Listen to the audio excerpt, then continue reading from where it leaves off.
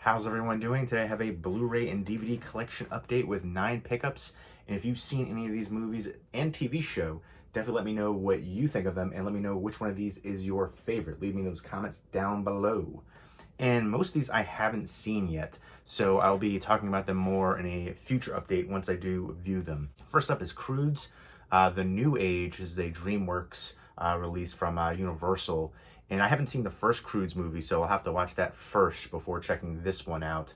I will say the trailers for this, I saw different scenes and stuff like that too, and it looks very vibrant color-wise, and the voice acting in here sounds like it's going to be amazing. Nicolas Cage, Emma Stone, Ryan Reynolds, Peter Dinklage. So I'm definitely excited for the voice acting, and apparently the Croods survived, all the kinds of disasters from the first movie, and now they're finding a new home, and they come across a new group of people, and they're, feuding with one another, but something happens and they have to band together. Sounds like it's going to be a family-friendly movie. These animated movies like this, the Croods, are usually, that aspect. But hopefully, as an adult, I can enjoy it as well. Let me know some modern animated movies for kids that adults can enjoy as well. I really like The Good Dinosaur, which is one I saw recently. It came out a few years ago, but I just saw it for the first time. And I was impressed by that one. I heard some negative reviews for it, but that's one I definitely enjoyed and got some emotions going out of it. Soul, on Disney Plus recently. That's one that I thought was a really good movie, but not one that I think would be for, younger kids that would be watching like The Croods. Deals with some darker things. But yeah, let me know, again, modern animated movies for kids that adults can enjoy as well. Abominable wasn't bad too.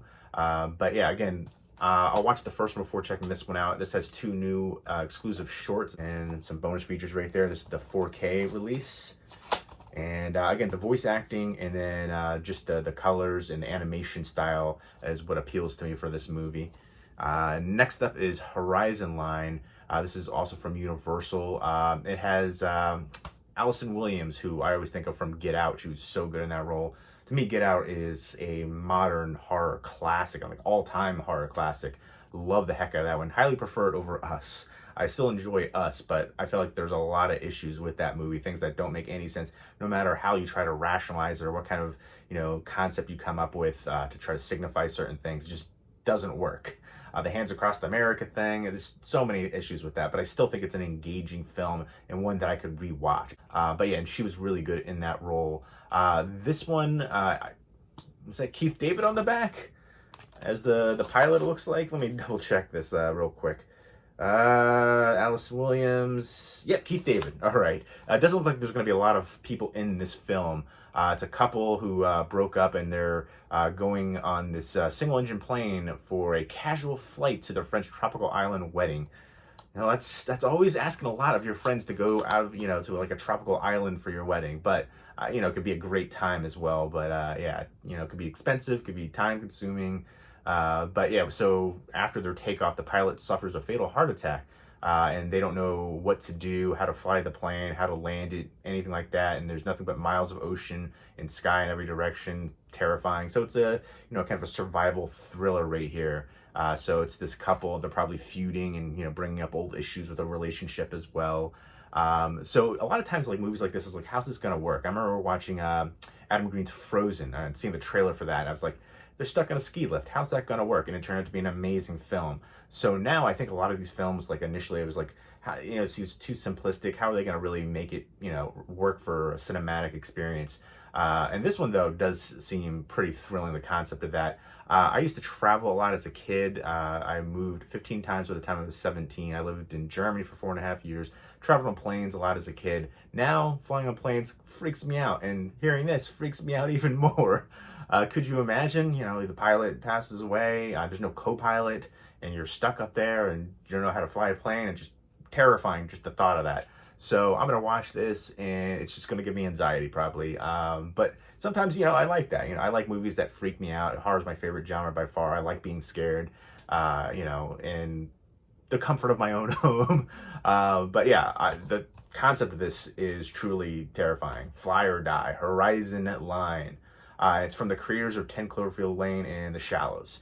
And to me, The Shallows is the best shark attack movie since Jaws. a really good character-driven shark attack movie. Blake Lively is absolutely stunning. A lot of people don't seem to like it, but I love the heck out of that film. 10 Cloverfield Lane, I really enjoy the heck out of that too. I'd like to see more in that universe too. You can do so much more. So looking forward to checking this one out. It's gonna freak me out, I'm sure. Next up from Paramount. Oh, I'm so excited for this.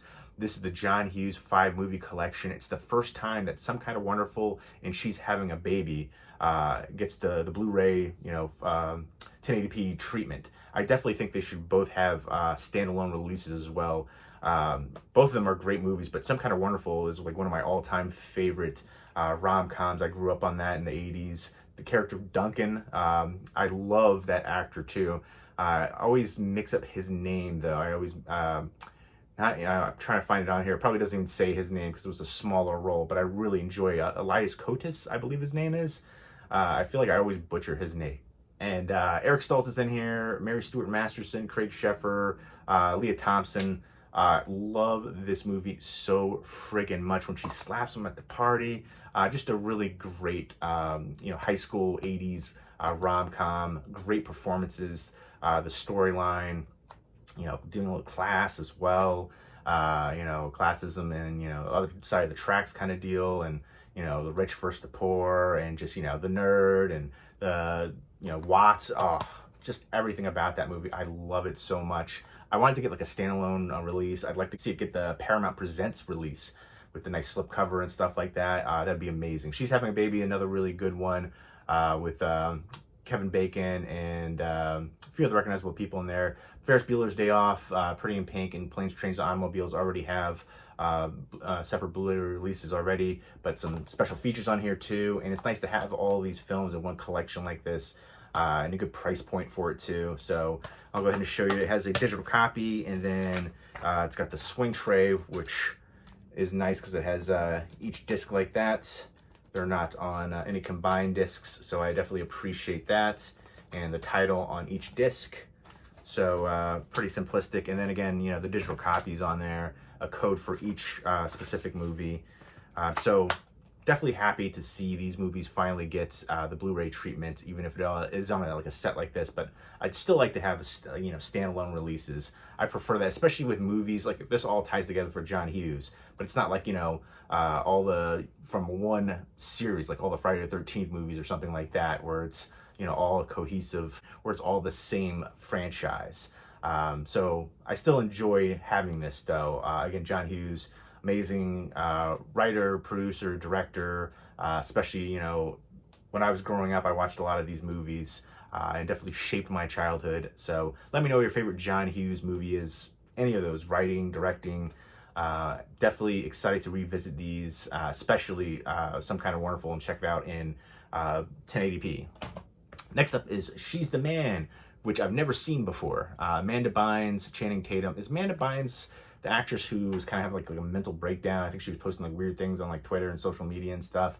Not sure if that was her or not, but I hope that she's doing well. And anybody who's dealing with any of the kind of issues like that, I hope they're all doing well. And I guess this was like an early Channing Tatum movie.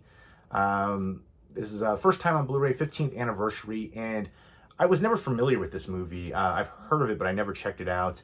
I guess Amanda Bynes dresses up as her brother and joins the high school soccer team, the boys' soccer team, and falls for Channing Tatum. And there's like a love triangle, and it's dealing with high school drama and stuff like that, relationship aspects. So it sounds like a remake of Just One of the Guys, which is such an awesome movie. Another one of my favorite rom-coms.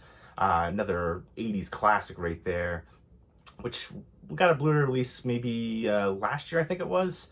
So I picked that up. It's a little bit pricey. I have that and checked it out, and I thought the picture quality was great for it, and definitely lives up to my memory of it. I enjoy the heck out of that still, and it's, again, sounds like a remake of that, Just One of the Guys, where the girl dresses up as a guy, pretends to be a guy in high school, and falls in love with somebody, and so we'll see how this iteration of that concept works out.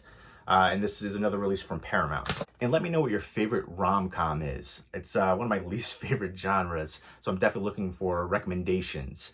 Something that isn't too cheesy, too schmaltzy, too over the top with tropes, unless it's really funny and it works. But yeah, definitely give me some recommendations for rom-coms. Another release from Paramount is Lady Sings the Blues. This is the Billie Holiday biopic starring Diana Ross, and this was nominated for 5 Academy Awards, including Diana Ross for Best Actress. Also has Billy D. Williams and Richard Pryor in here. And Diana Ross was, part of the Supremes, the Premettes, Queen of Motown, incredible singer. And I'm definitely looking forward to seeing her performance in here. I think this is her acting debut as well. This is from 1972. Some special features on here. Definitely looking forward to checking this one out. I haven't seen it before. I'm definitely familiar with Diana Ross and Billie Holiday, their music, their life, their trials, tribulations, especially for Billie Holiday. So I'm definitely excited for this one. And I think this is the first time it's gotten a Blu-ray release. Let me know what your favorite biopic is. For me, Raging Bull is one of the top biopics of all time, but there's some really great biopics out there. Souped for that. Next up is Crazy Samurai 400 versus 1, which I don't know if I love that title. The other title, the original title right here is Crazy Samurai Musashi, and this is the Japanese title. And I kind of like that a little bit more, but I guess this is just, amping up that there's so many people he has to fight. And it's shot in one take too. It's the world's first 77-minute one-take action film sequence. So the movie itself is 92 minutes. So it's just like the one action scene that is a continuous take. And this is a shot in one ever-moving single take.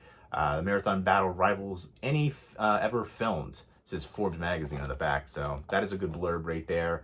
And I have 2 giveaway copies from Welgo USA. I actually have some other giveaways I need to be doing because I have piles like all over next to me and over here too. I have to do updates for some stuff I've been meaning to do giveaways for a bit. So be patient with me. I'll be doing some giveaways coming up soon. I remember I used to do a bunch of physical media giveaways, and then I started doing the digital copy giveaways, and you guys seem to really enjoy that. But this is for physical media, and it's going to be US only because it costs too much to ship outside the US. I'm sorry. And then also tracking issues too. It's easier to track. Sometimes like it gets to another country and tracking just disappears. But yeah, so this is basically he goes to a master samurai, goes to duel a disgraced dojo and walks into an ambush, and he has to fight for his life against 400 warriors. So it sounds pretty awesome and epic to do one take like that, especially for the martial arts, sword fighting, stuff like that. It's gonna be hard not to have any mistakes or make sure nobody gets hurt, like actually hurt. So that's gonna be exciting. Let me know your favorite modern action movie besides the John Wick movies. I think the John Wick movies are, I don't know, I just can't fully get into them quite as much. Just the fact that he's getting shot at 3 million times and he's still alive every movie. And the movies are too derivative. There's like slight variations, but it's still the same movie every movie. The Raid is probably like my favorite modern one that for me for action wise. But I also like the Equalizer. Faster with The Rock. I think it's kind of underrated. But yeah, this one I'm definitely excited for. And it's a Hi-Yah original. You see right there at the top. Underneath the Blu-ray banner. And Hi-Yah is a streaming channel which focuses on Asian titles and martial arts and stuff like that, kind of like Shudder. Even like the design right there is kind of like Shudder originals when you see the Blu-ray releases for them. So yeah, if you're into martial arts, definitely check out Hi-Yah. And again, I'll be doing a giveaway copy for 2 copies once I view and review this one. I'm definitely excited to see that 77-minute continuous action scene, and just that one take of it. It's gonna be a lot of films do that. Was it Rope back in the day with Hitchcock, and there's been some other films that have done these continuous takes and stuff like that, or maybe there might be like 1 or 2 cuts. But I feel like for an action film like this, especially against 400, it's gonna be so hard not to have any errors or mistakes like that.